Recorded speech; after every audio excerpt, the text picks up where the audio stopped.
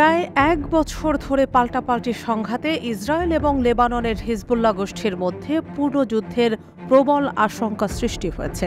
দখলদার ইসরায়েলের জন্য গাজার মুক্তিকামী সংগঠন হামাসের চেয়ে হিজবুল্লাহ অনেক বেশি শক্তিশালী প্রতিপক্ষ। অনেকে ইরান সমর্থিত এই গ্রুপকে সবচেয়ে শক্তিশালী আধা সামরিক বাহিনী হিসেবেও বিবেচনা করে থাকে।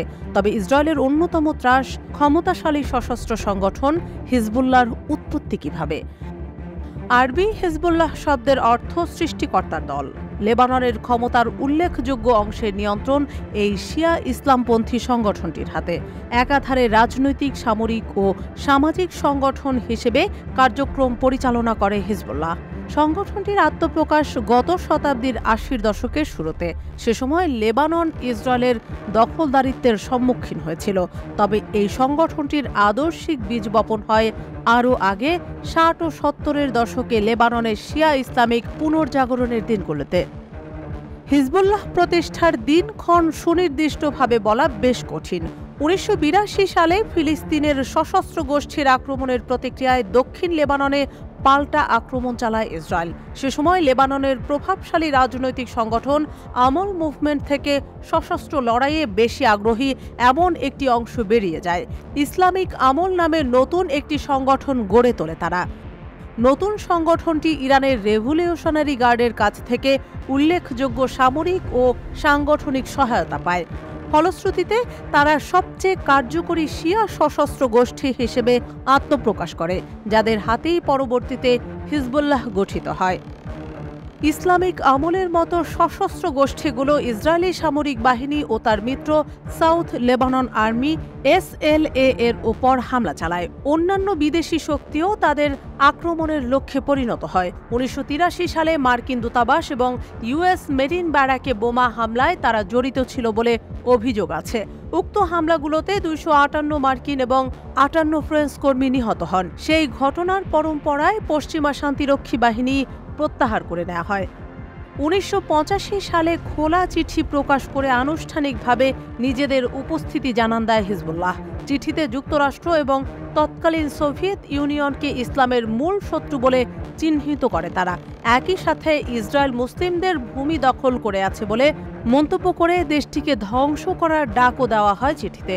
জোর করে চাপিয়ে না দিয়ে মানুষের অবাধ ও প্রত্যক্ষ নির্বাচনের মাধ্যমে ইসলামিক ব্যবস্থা গ্রহণের আহ্বানও জানিয়েছিল সংগঠনটি। লেবাননে গৃহযুদ্ধের অবসান এবং রাজনৈতিক স্থিতিশীলতা ফিরিয়ে আনার উদ্দেশ্যে ১৯৮৯ সালে তায়েফ চুক্তি স্বাক্ষরিত হয়। চুক্তি অনুযায়ী সশস্ত্র সংগঠনগুলোর নিরস্ত্রীকরণের প্রশ্নে হিজবুল্লাহ তাদের সামরিক শাখাকে ইসলামিক রেজিস্ট্যান্স অর্থাৎ ইসলামিক প্রতিরোধ নামে রিব্যান্ড বা নতুনভাবে রূপায়ণ করে।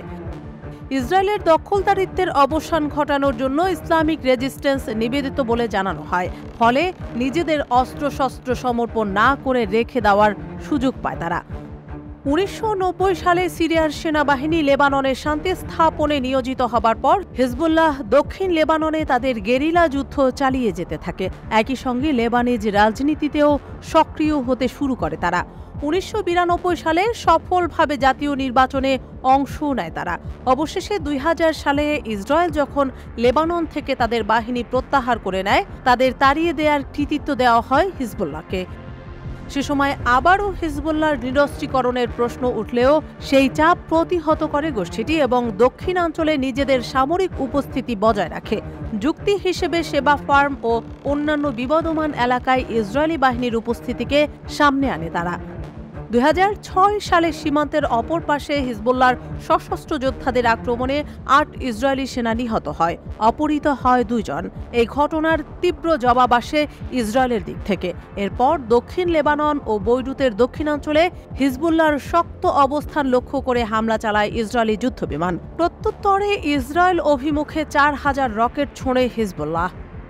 ৩৪ দিন ধরে চলা ওই সংঘাতে অন্তত ১১২৫ জন লেবানিজ মারা যান, যাদের অধিকাংশই বেসামরিক নাগরিক। অন্যদিকে ইসরায়েলে ১১৯ জন সেনা এবং ৪৫ বেসামরিক ব্যক্তি নিহত হন। রক্তক্ষয়ী যুদ্ধের পরও হিজবুল্লাহ টিকে যায় এবং পরবর্তীতে আরও শক্তিশালী হয়ে আবির্ভূত হয়।